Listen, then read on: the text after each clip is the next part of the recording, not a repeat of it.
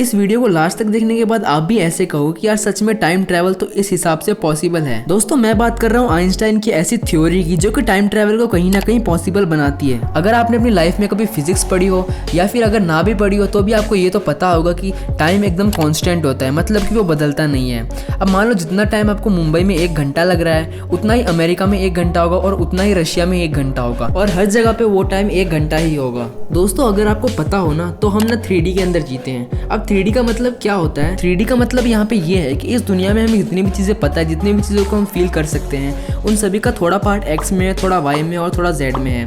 अब इसका एग्जांपल देके मैं तुम्हें समझाता हूँ। अब जैसे कोई एक बॉल है तो उस बॉल को अगर हम सेंटर से देखेंगे तो उस बॉल का थोड़ा सा पार्ट जो हमारी तरफ है थोड़ा सा राइट में और थोड़ा सा ऊपर की साइड में है। तो यही होता है कोऑर्डिनेट सिस्टम और एक्स वाई जेड कोऑर्डिनेट, जैसे कि हम 3D में किसी भी ऑब्जेक्ट को मान सकते हैं। और दोस्तों ये 3D में जीना ही हमारे लिए टाइम ट्रैवल को इम्पॉसिबल बनाता है, बिकॉज टाइम है 4th डायमेंशन जिसके बारे में हम सोच भी नहीं सकते और फील भी नहीं कर सकते। और गाइस टाइम को ना तभी चेंज किया जा सकता है जब कोई इंसान ना 4th डायमेंशन के अंदर जीने लगे, और यही आइंस्टाइन ने अपनी थ्योरी ऑफ जनरल रिलेटिविटी में बताया है। इस थ्योरी में सर आइंस्टाइन ने ऐसे बताया है कि स्पेस और टाइम दोनों एक ही चीज़ होती है। इसका मतलब जो स्पेस होता है जिसके अंदर कोई भी चीज़ आ सकती है, स्पेस का मतलब बेसिकली जगह होती है और कुछ नहीं होता, और टाइम जो कि 4th डायमेंशन है, ये दोनों मिले हुए हैं, ये दोनों बिल्कुल भी अलग नहीं है। अब गाइस यहाँ पे ध्यान रखना कि स्पेस टाइम कोई चीज़ नहीं है जिसे कि हम फील कर सकें या फिर देख सकें। अगर आपको स्पेस टाइम के बारे में समझ में नहीं आ रहा तो चिंता मत करो, थोड़ी देर बाद समझ में आने लगेगा। गाइस अगर क्लासिकल फिजिक्स की बात करें, इसका मतलब वो फिजिक्स जो कि हम पढ़ते हैं, जितना भी हमारे काम आता है,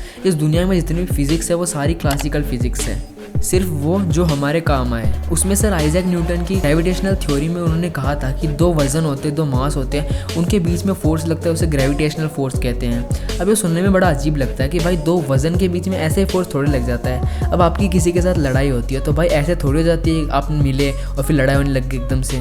उसमें कुछ ना कुछ इनिशिएशन होते हैं, यानी कोई ना कोई कुछ चालू करते हैं तभी जाके वो लड़ाई होती है। अब ग्रेविटी को स्पेस टाइम के कॉन्सेप्ट से समझने की कोशिश करते हैं। अब देखो हमें नहीं पता कि स्पेस टाइम कैसा होता है, तो इसीलिए हम स्पेस टाइम को सिंपली एक बार स्पेस मान लेते हैं, क्योंकि हमें पता है कि जगह खाली होती है वो कैसी दिखती है। अब दूसरा काम, इस जगह को इनफाइनाइट मान लो, यानी कि ये जगह इतनी बड़ी है कि इसमें कोई भी चीज़ आ सकती है बहुत ही आसानी से, ताकि आपको सारी चीज़ें इमेजिन ना करनी पड़े। इसीलिए मैं आपको एक एग्जांपल से समझाता हूँ। गाइस मान लो ट्रैम्पोलिन स्पेस टाइम है और जिसके बीच में आपने कोई भारी चीज़ रख रखी है। अब फिर क्या होगा, अगर आप उसके साइड में कोई भी छोटी चीज़ रखोगे तो वो उसके भारी चीज़ की तरफ जाएगी बहुत तेजी से। तो गाइस सेम इस तरीके से ना स्पेस टाइम के अंदर ग्रेविटी बनती है। अब उस ट्रैम्पोलिन के बीच में तुमने जो भारी चीज़ ली थी उसे पृथ्वी समझो और जो छोटी छोटी बॉल है उसे हम समझो। तो यही है ग्रेविटी का असल कारण जो कि सर आइंस्टाइन ने हमें बताया। लेकिन यार हमने तो इस वीडियो पे टाइम ट्रैवल के बारे में जानने के लिए क्लिक किया था, ये तो क्या ग्रेविटी वगैरह क्या बताने लग गया।